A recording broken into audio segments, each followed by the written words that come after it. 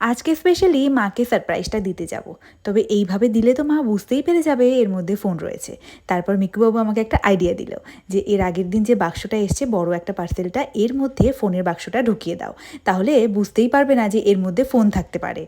আর মিকুর দায়িত্ব এটা প্যাকিং করার। দেখো বাবু প্যাকিং করে নিয়ে চলেও এসছে, আর যেই না এটা হাতে নিলাম প্রচণ্ড ভারী। এই ফাঁকা বাক্সের মধ্যে এত ভারী কি ইট পাটকেল ঢোকালো আবারে। তবে আমাকে তখন বলতে চাইলো না, বলল বাড়িতে চলো, দেখতেই পাবে নিজে। আর বাড়ি যাওয়ার পথে হঠাৎই চোখ পড়লো আমাদের নিউ মার্কেটের সামনে একটা খাবারের দোকান খুলেছে নতুন। আর দোকানটার নাম হলো মায়া চাইনিজ রেস্টুরেন্ট। এত ভ্যারাইটি চাইনিজ খাবার দেখে আর লোভ সামলাতে পারলাম না, দুজনে আটকে পড়লাম এই দোকানটায়। আর নিয়ে নিলাম 1 প্লেট চিকেন মোমো। আর এটা দুজনেই ডিভাইড করে খাবো, কারণ হাতে সময় কম, বাড়ি যেতে হবে। আরও মোমোর অনেক ভ্যারাইটি ছিল দোকানটায়, তবে নতুন দোকান হিসেবে খেয়ে দেখলাম দারুণ টেস্টফুল। আমার তো ভালো লেগেইছে, মিকুরও বেশ পছন্দ হয়েছে। তারপর নিলাম গরম গরম দুটো চিকেন পকোড়া।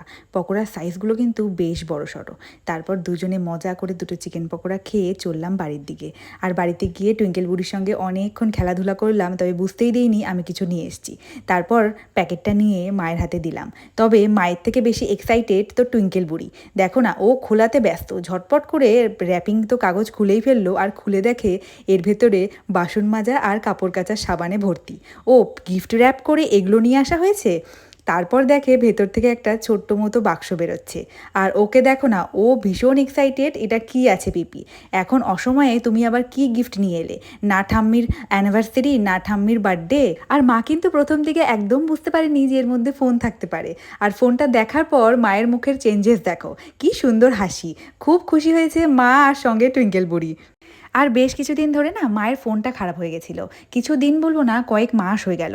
তবে কবের থেকেই দিব দিব ভাবছি, আজকে ফাইনালি দিতে পেরে মা তো খুশি হয়েইছে জানি, আমিও বড্ড শান্তি পেলাম। আর ছোটবেলা থেকে যা যা চেয়েছি সব রকমের সব ধরনের শখ পূরণ করেছে, কখনো না করতো না। আর এখন তো আমাদেরই দায়িত্ব ওনাদের কি লাগবে সব সময় দেখে রাখার। আর এখানে দেখো না, বৌদি টুইঙ্কেল বুড়িকে দুধ খাওয়াবার জন্য জোর করছে, আর মহারানী খাবেন না। আর আমাদের জন্য বৌদি নিয়ে এসছে পায়েস, আর আমি তো মজা নিয়ে পায়েস খাচ্ছি। দারুণ টেস্টফুল কিন্তু পায়েসটা বানিয়েছিল। আর এদিকে রাত্রি প্রায় অনেক বেজে গেছে, রাস্তাঘাট পুরোই শুনশান। এদিকে টুইঙ্কেল বুড়ির বায়না ধরেছে পিপাই আমাকে আইসক্রিম খাওয়াতে হবে। আর আমাদের এই রুটে এই সমীর কাকুর দোকানটাই খোলা থাকে, ওকে নিয়ে আসলাম এইখানে আইসক্রিম খাওয়ানোর জন্য।